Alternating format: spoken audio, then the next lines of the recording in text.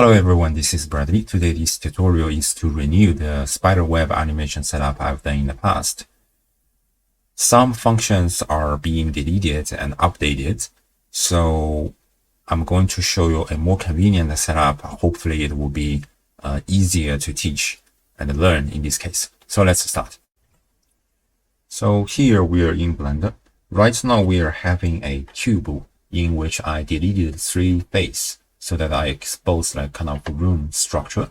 And the entire point of this setup is that I start with a point and I'm shooting all these kind of curves, attaching all these kind of walls. And at the end of these curves, I'm going to instance a lot of other curves.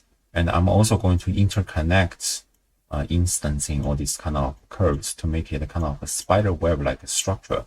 And at the end, we're going to animate a kind of mixing of the position to make all these kind of points crash back to the initial position to fake a sense of shooting spiderweb animation.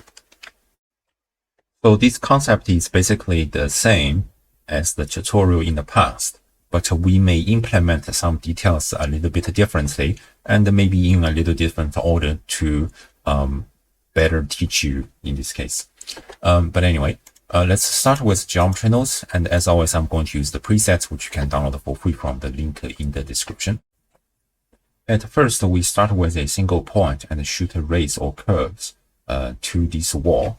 So let's take a join geometry so that we can work with the original cube geometry in this case as well. And we start with this point instance geometry. We start with a curved line. So this is basically a curved line with 2 points. And we basically instance that. Right now we're instancing 10 sets of that, but they do not distinguish themselves because they have the same position, rotation, and scale. So we take a random rotation. And now you can see these are different curves. I'm going to decrease the rotation a little bit. Another important thing is that I'm going to use a parenting node so that I can just parent that or orientate it to an empty object. This is an empty object. You can just take an empty object. And I think instead of using the sphere, it will be better to use an arrow so that I can just rotate that. I can see my z-axis and you can just position that randomly as you wish. I'm going to decrease the count just to better visualize the entire setup. And probably, yeah, you can shoot whatever you want and you can also change the seed of it. But essentially what I'm looking for is to take these points onto the wall. There are multiple methods to take this point onto the wall. But in order to access all this geometry, we're going to realize the instance and then we can take a set position. One way is that you use the recast. And the other way is just to use the geometry proximity, so that it function like a shrink wrap multiplier. In this case, I will probably just use the geometry proximity. This is not really a nice way, but anyway, it functions anyway. So, and I'm only going to effect the last point instead of the starting point. The starting point should stick with our empties for better control. So we are going to take an endpoint selection and make sure your end size is 1 and the start size is 0, so that the starting point will always move with our curves, but the end point will be attached to these walls. Next thing we are going to do is to generate points at the end of these curves and instance another set of curves attaching it to the wall. This is going to be a very similar process as we've done here, but we need to firstly generate all these kind of points to start with. Just like we need an empty to guide our entire structure. So how do we do this process? I have a node called array on splines to generate the points on these curves.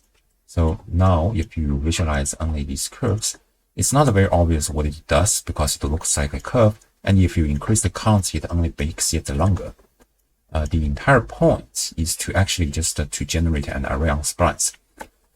It might be more obvious if you start with this curved points preview to visualize the points it generates.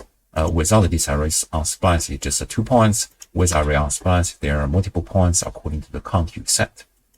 The main purpose of this node is to generate an array and to offset these points on it. And you can try to loop that if you want. But that's not the purpose of this particular setup. We just need a static result of this instancing. So we are going to deal with the custom parameter because I want to have my point to concentrate at the end of this original curve. And the parameter basically takes from the spline parameter, which goes from 0 to 1 from the start to the end of your curve. And in this case, if you plug that, you can immediately see that there is a random distribution across this 0 to 1 range. And we are going to take this minimum to a kind of high value so that the generated points will be concentrated at the last 20% of our original curve. So now we have generated the points. You can remove these curve points preview completely, or you can just disable these show curves, because at the end of the day, we're not requiring all these curves. We need these points instead. Okay, and let's take an instance on points. The process will be basically the same as what we've done before about all this kind of instancing. So you can start with, you can just duplicate or use the same curve line. And I'm just going to duplicate another random rotation. This one has to be replicated because I need a different seed and plug that into the rotation. You can see because it starts from the kind of initial straight line to the air. So it's not relevant to our initial curve's direction. So in this case, we just plug the rotation of our array on splines to the random rotation. Then it will look more aligned with our initial curves. And then we realize instance so that we can access the points for set position. And we basically take the same endpoint selection so that we only effect the endpoints and using the same geometry proximity to set the end position. And now we can join this set position to our join geometry. And you can see right now we have the initial curves and all these kind of new points generated and attaching itself to the wall. And this is completely procedural. You can just change the seed. You can change the amount accordingly. And they are attaching to the wall nicely. Okay. Then we're going to instance another set of curves, but this time the target will be kind of interconnected. And the process will be very similar, so it might be easy if you just copy paste the original setup, and you can visualize the original setup that we are shooting curves to the wall. But this time the target will be interconnected curves, so we are just going to remove this target position and deal with that separately. We're also not going to use the rotation of curves. This time we just randomly choose a rotation 360 degree and you change the seed probably. For this random value for the distribution, we do not need to focus on the end of curves anymore. You can put that into the 0 again and probably retract a little bit so that it's not overlapping with our previous end curves, and change the seed. So now we have all these kind of curves which looks kind of very chaotic. It does not really matter, but we need to deal with the target. So what's the target? The target should be interconnected curves. So this is from this our set position, and we basically just do another geometry proximity.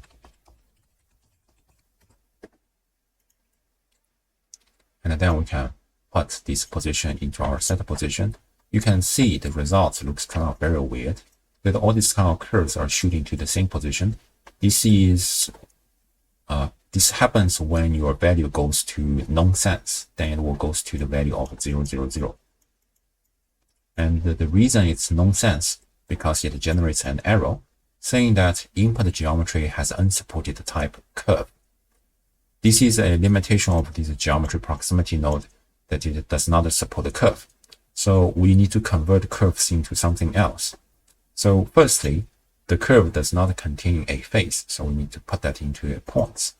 And then we can transform the curve to points or to mesh. So curve to mesh. Then we fix the issue, but you also see kind of rules that it seems like the ray is always shooting from the end of original curve. This is because if you visualize the point of our original curve using the curve points preview, that we do not have a lot of vertices on it. That's why if you try to sample with the geometry proximity, either the starting point is being selected or the end point is being selected. So to solve this problem, it's very simple. You just take a resample curve to add more vertices. Then by increasing the count, and then visualize where's our center position, then you should see the distribution becomes a lot more better. And then you can change the seed. You can also remove yet. And if you do not want the end to be connected, then you can also change the curve so that it's being kind of excluded from the interconnection. Okay. And then we're going to join all these kind of curves together. If we visualize the end result, this is what it looks like. We have all these kind of interconnections along with the points or curves shooting to the wall. To better visualize that, we're going to make everything into a tube kind of structure. So in this case, I'm going to separate my wall from all these kind of curves so that I can put a bevel curve node to only our curves. And I'm going to decrease its radius using a value precision. And just decrease with another level of 10. So now we have our geometry being done. As we finish this mesh, basically, we can set a material for this object. So you can add a material for the wall. Then it will be attached to the original object or geometry. And then you need to add a separate material for our web. And you can change a color into black or whatever stuff. If you go to the material preview, you can see we need to have a separate set material node in order to set this web material. Then it will work. And make sure that the wall also contains material which will work. And it's working, which is nice. So now we have our spider web. You can control these kind of parameters. What can be more important is that you need to get our animation done besides this completed geometry. The animation is quite straightforward. As mentioned at the beginning, we basically just need to crush all these kind of spider web geometry to the starting point, which is the location of our empty.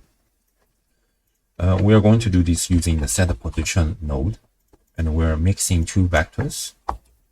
One will be its original position or its current position, and then another one will be the location of our empty. So I'm going to put these locations into that, and always remember to turn on this relative most of the time. Then you can see this animation is basically done. That I have this spider web being shoot out from this starting point.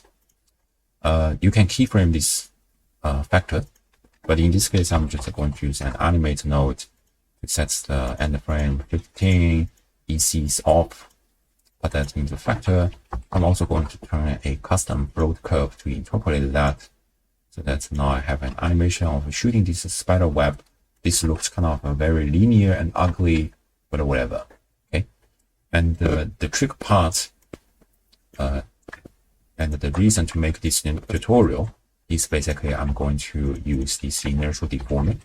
I've made the tutorial talking about it, including its settings, and with the newest updates, it becomes much shorter.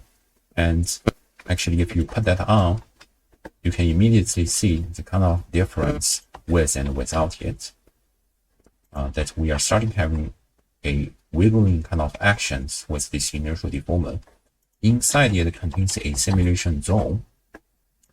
That's why if you look into the timeline, it always generates a kind of cache on it. And to render it, you probably need to bake this simulation with your keyframe result. Yes, you need to bake that. But that's not important here. So now we have this kind of result. It's not perfect, but I hope you get a kind of idea about the beauty of it.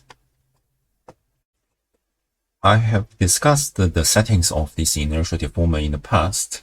Although they may look kind of different, but all these kind of parameters are still comparable as in the past.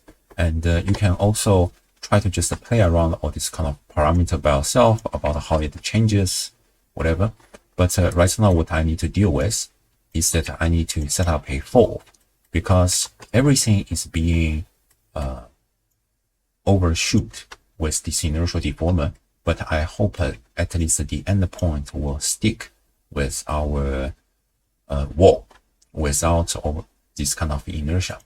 So I'm just going to use the spline parameter. As I mentioned before, this spline parameter is going from 0 to 1 from the start to the end of our curves. And you can see all these kind of tips are white because they are having a value of 1. So I'm just going to use this spline parameter, but I'm going to reverse that. So let's take a remap 0 to 1, and we'll reverse the relationship so that the end is 0, and plug that into the for. So there is no inertia. White part will be full of inertia, and so on and so forth. Okay.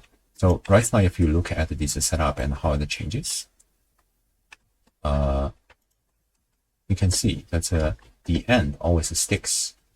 And yes, you can have a kind of overshoot of this kind of center part, but the end always stick with the wall perfectly.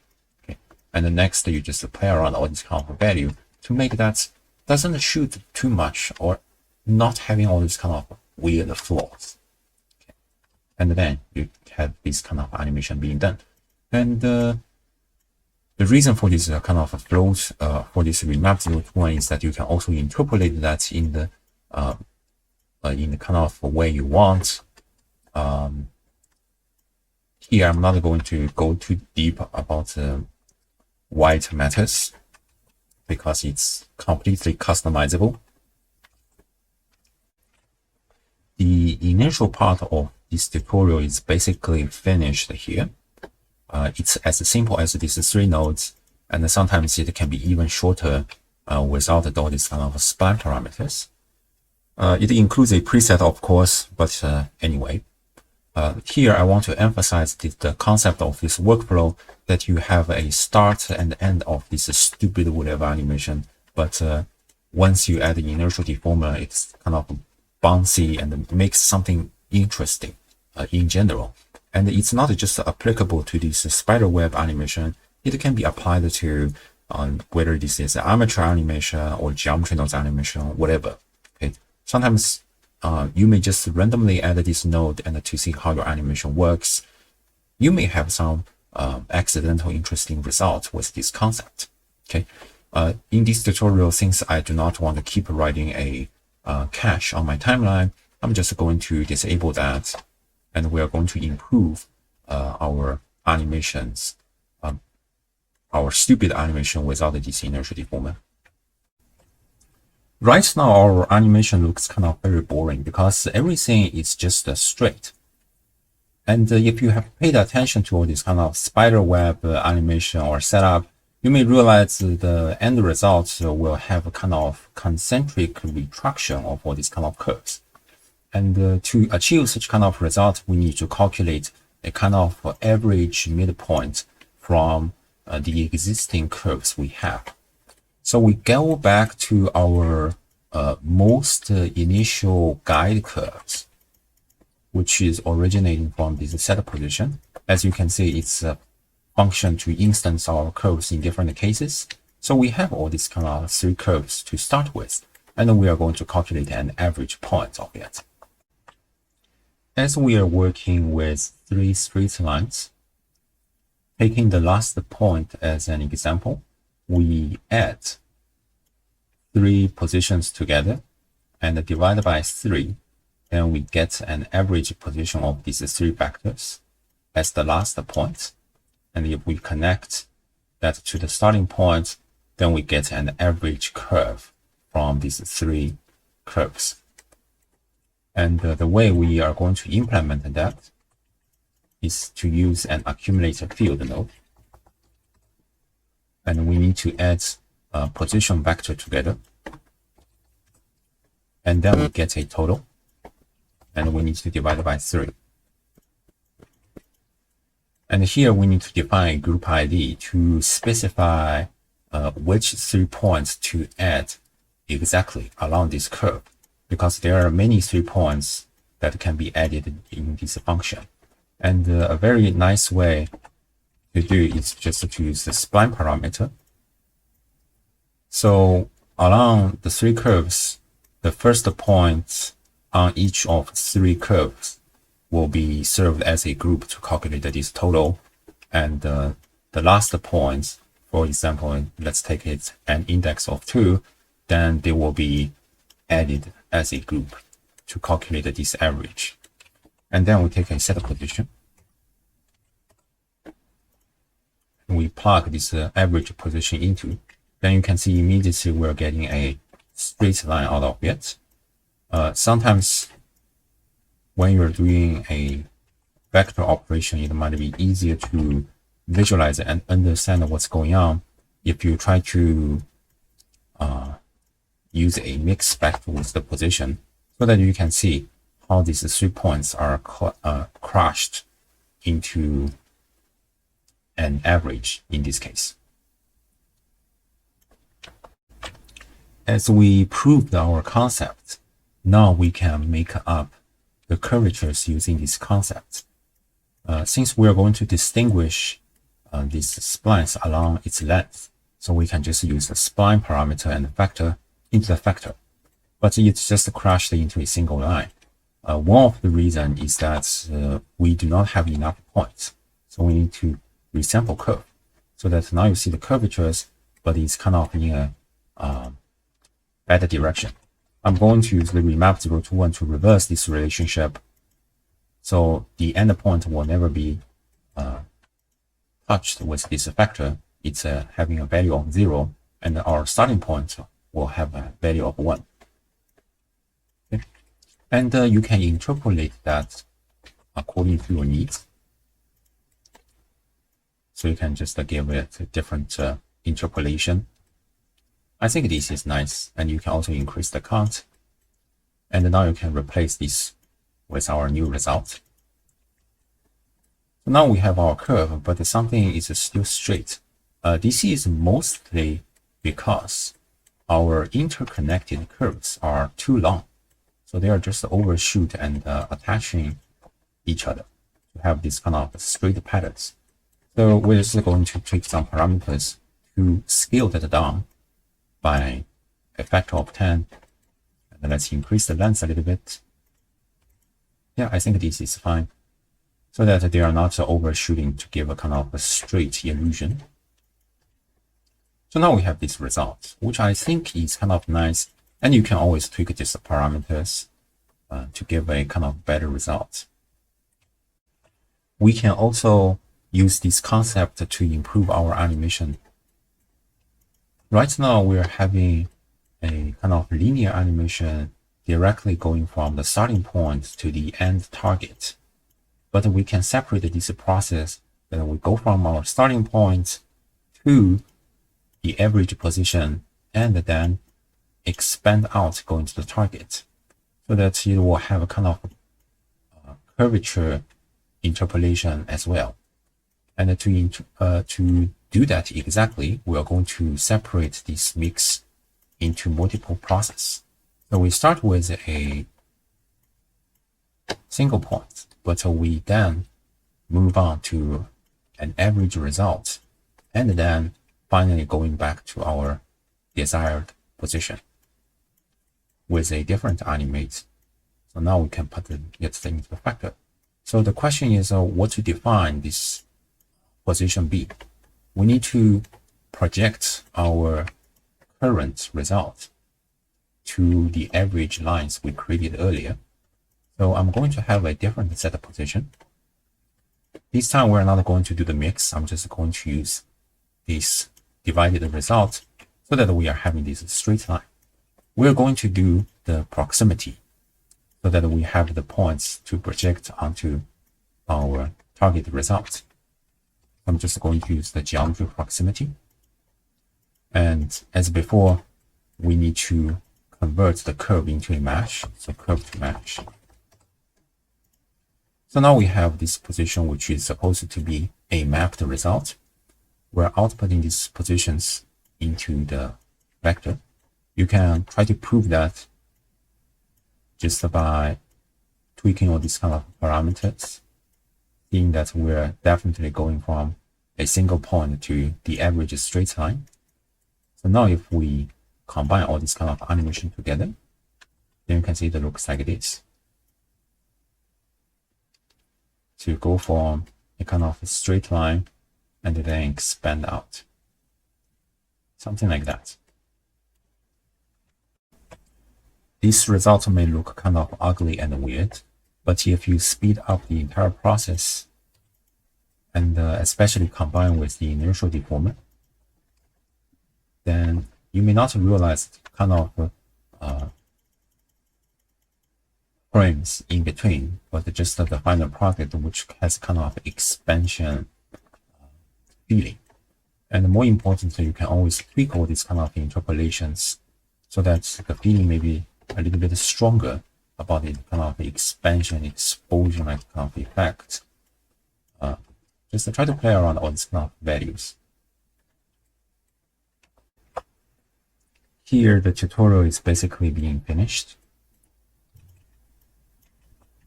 I think I have covered basically everything I want. And this setup is just an example. And this is not just the only way to create this kind of spider webs. It can be more complex, and you can also add the interconnection at the end connection too. It can be more complicated, whatever stuff, and all these kind of parameters are free to change. Just a final reminder that you want to synchronize the relationship about the count and our division. So in this case, I'm just going to use a domain size and put that into the instance. The instance count will be our division. And once you connect this relationship, you can just increase the count as you want, and you can decrease the amount of final splines, and also just increase the parameters as you wish, and just play around with it. You can also just tweak these kind of variety of values so that there are different splines being involved. There are all sorts of things that you can potentially play around, but at the end of the day, I think this is it. Yes. I hope you enjoyed this video. I'll probably see you next time. Bye bye.